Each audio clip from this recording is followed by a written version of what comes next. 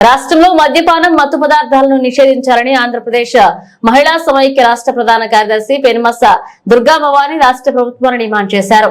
CPI Eluru జిల్లా ప్రధాన కార్యాలయం స్ఫూర్తి భవనంలో మీడియాతో మాట్లాడుతూ రాష్ట్రంలో రోజు రోజుకు మైనర్ బాలికలు, పసిపాపలు, మహిళలపై అత్యాచారాలు, అఘాయిత్యాలు పెరుగుతున్నాయని ఆందోళన వ్యక్తం చేశారు.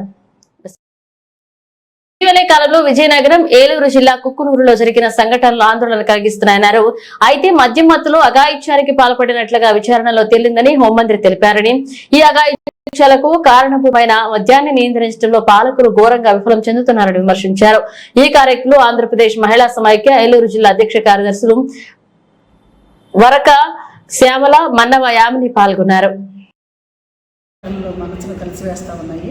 దీనికి సంబంధించి హోమ్ మినిస్టర్ గారు చెప్పిన సందర్భంలో ప్రతి కేసు వెనక కూడా వాళ్ళు ఆ టైంలో ఎవరైతే అఘాయిత్యాలకు పాల్పడ్డారో వాళ్ళందరూ తాగి ఉన్నారని, మత్తులో ఉన్నారని చెప్పి ఆవిడ పరిస్థితుల్లో తేలినట్టు చెప్పారు.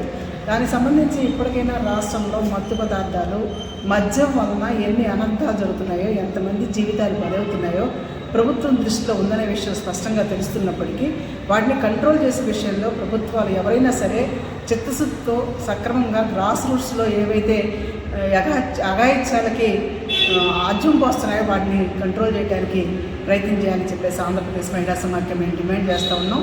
ఇవాళ నేను అధికారంలో చేపట్టిన వెంటనే 100 రోజుల్లో ఈ రాష్ట్రంలో గంజాయి నిర్మూలన చేస్తానని హోమ్ మినిస్టర్ గారు చెప్పడం జరిగింది. దాన్ని మేము స్వాగతిస్తూ ఉన్నాం.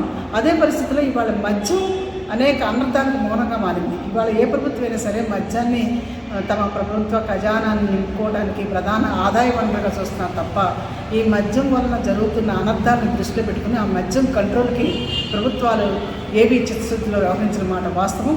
ఇప్పుడు అధికారంలోకి వచ్చిన చంద్రబాబు నాయుడు గారి ప్రభుత్వం దీన్ని దృష్టిలో ఉంచుకొని ఇవాళ మహిళల, పసిపాపల జీవితాలని బలిగొనేటటువంటి సంఘటనలకి ఆజ్యం పోస్తున్న మద్యాన్ని నియంత్రించడానికి ప్రభుత్వం చిత్తశుద్ధితో వ్యవహరించాలని చెప్పి ఆంధ్రప్రదేశ్ మహిళా సమాఖ్య మేము కోరుతా ఉన్నాం.